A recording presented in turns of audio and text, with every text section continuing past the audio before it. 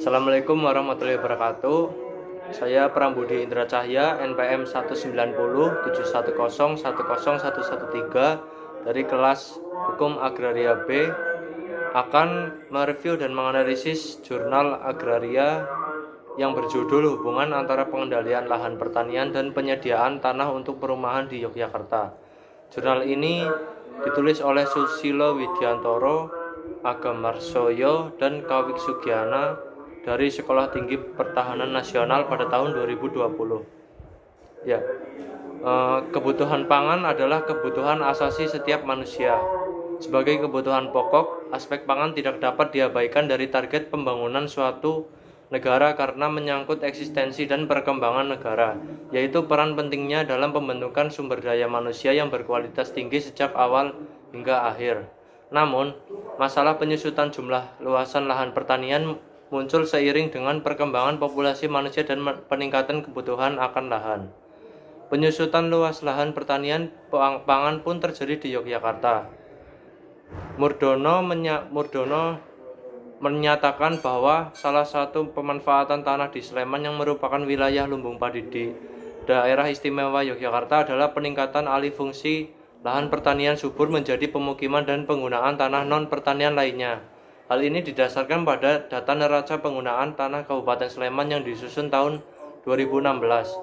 Dampak yang dirasakan apabila penyusutan lahan pertanian pangan dibiarkan terus terjadi adalah timbulnya rawan pangan. Kondisi rawan pangan ini akan berdampak pada angka kurang gizi. Apabila kondisi kurang gizi terjadi pada ibu hamil, maka yang terjadi adalah penurunan kualitas bayi yang dilahirkan.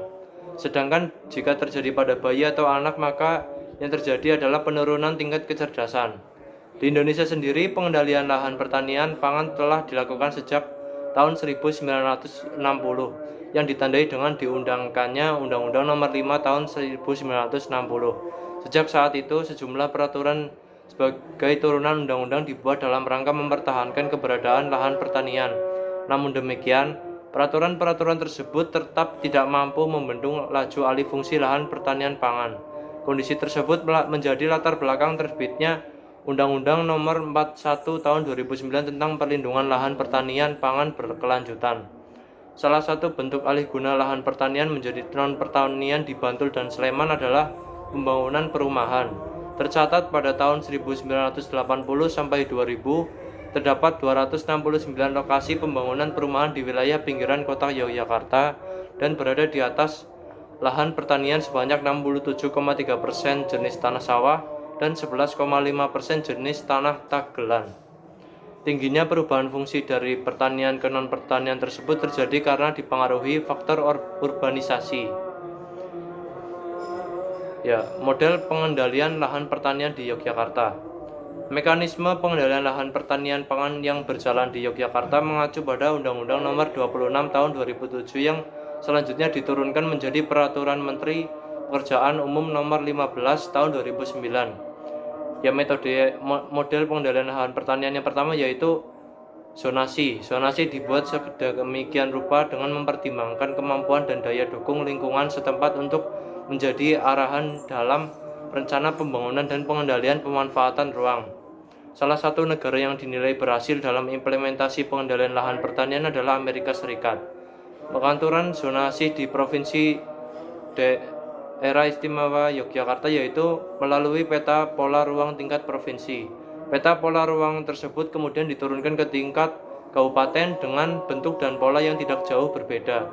Terdapat sejumlah wilayah administrasi yang ditetapkan sebagai kawasan perkotaan yang fungsi utamanya sebagai tempat permukiman perkotaan, pemusatan dan distribusi pelayanan jasa pemerintahan, pelayanan sosial dan kegiatan ekonomi. Wilayah tersebut disebut sebagai kawasan perkotaan Yogyakarta. Penunjukan wilayah-wilayah administrasi sebagaimana ditetapkan sebagai kawasan perkotaan Yogyakarta tersebut seakan-akan tidak melihat realita di lapangan, bahwa masih banyak lahan-lahan pertanian pangan produktif yang dikuasai, diolah dan dimanfaatkan oleh masyarakat setempat. Model yang kedua yaitu perizinan. Seseorang atau badan hukum yang akan melaksanakan kegiatan usahanya dan membutuhkan lahan sebagai tempat berlangsungnya kegiatan yang direncanakan wajib memiliki izin lokasi sebelum kegiatan perolehan lahan dilakukan. Larson mengungkapkan bahwa izin perubahan fungsi lahan diterbitkan melalui proses kajian lapangan oleh otoritas terkait, konsultasi publik, dan pengumuman hasil akhir pembuatan dokumen izin ke publik.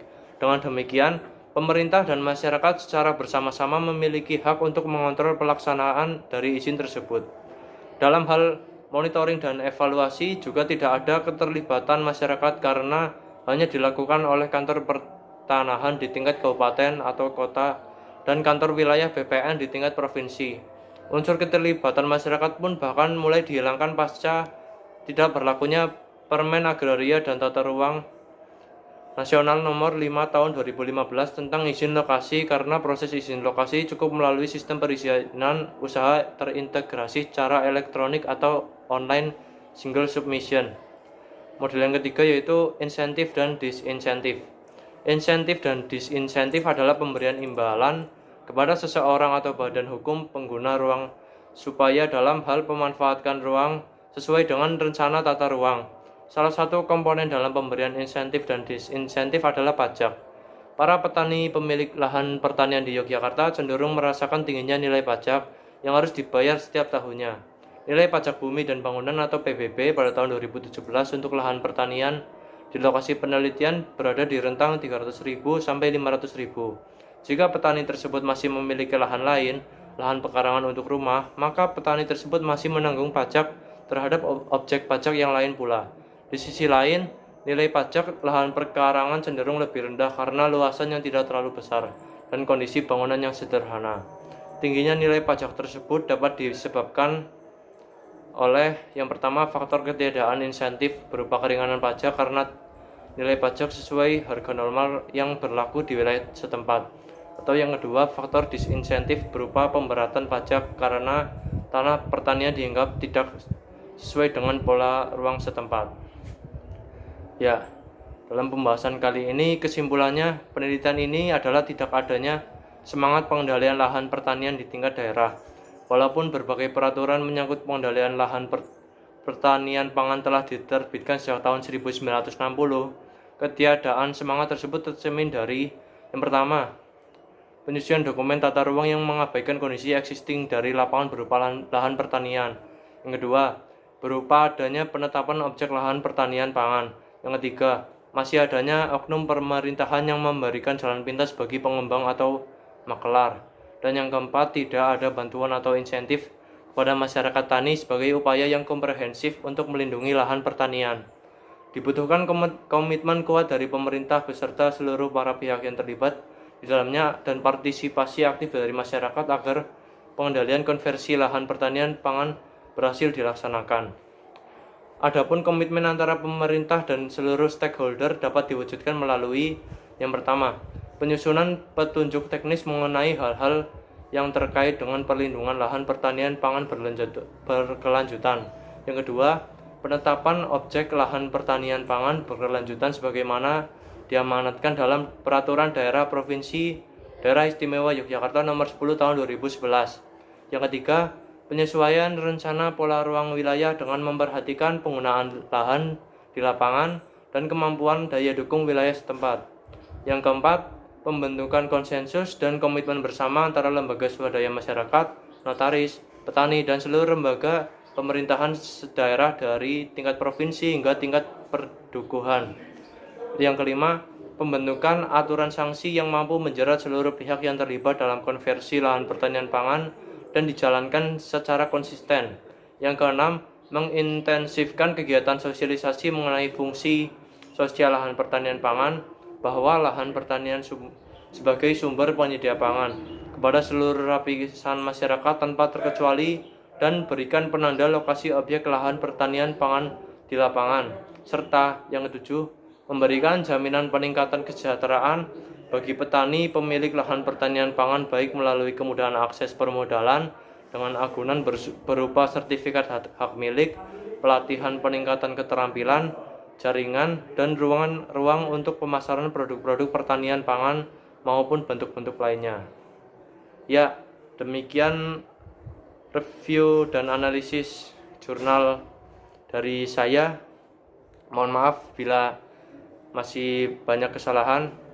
Assalamualaikum warahmatullahi wabarakatuh.